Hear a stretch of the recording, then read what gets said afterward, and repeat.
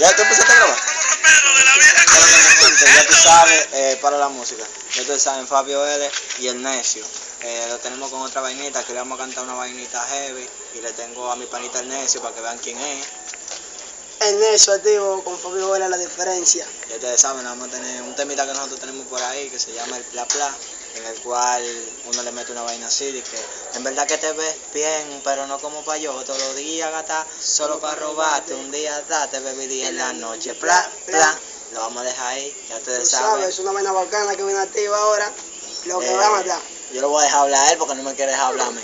Tírale. No, pues yo, a la mucha uno le va a cantar un chinito del tema porque tú veas cómo cuando le mete la vaina, oye.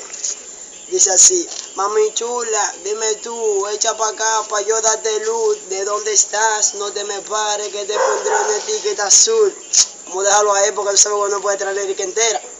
Para que se trate, vamos a dejar Fabio L que le mete heavy. Ustedes saben, también tenemos una vainita que dice, si tú te dieras cuenta de lo mucho que te pienso, quizá te percatarás de todo lo que siento. Esa es otra de las vainitas que tenemos por ahí. Y ustedes saben, con este video nos despedimos, pero vienen más por ahí. Nos vamos a curar, van a ver a mí bailando. Ahí está haciendo stripper. El camarógrafo bailando el caballo y toda la vaina. Ya ustedes saben. El Fabio Necio L y el Necio. El Necio Peña, Fabio L Betancourt en nuestra página. El Necio y Fabio L. Denle me gusta, no se me viren. Tú sabes. Me llega, que te pide dinero para mangar.